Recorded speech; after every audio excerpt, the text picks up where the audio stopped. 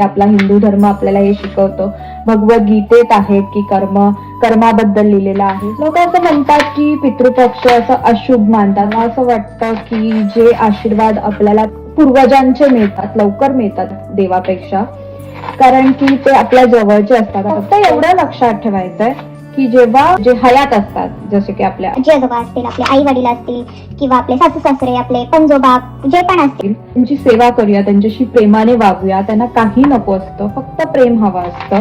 तेवढं आपण केलं तर जेव्हा ते नसतात मग पान लावायचा त्याला अर्थ नसतो. आणि दुसरी गोष्ट म्हणजे इट्स बेटर की आपण आत्ता जे कर्म करतोय ते आपण चांगले करावे, जेणेकरून जेव्हा नसू या जगात आपल्या कर्माचे फळ आपल्या पुढच्या पिढीला लागतात, तर तेव्हा मग त्यांना पितृदोष येतो. हे सगळ्या गोष्टी असतो. मला जे काय आहे ह्या लाईफ मध्ये आहे ते काय मी माझं ज्ञान देत नाहीये.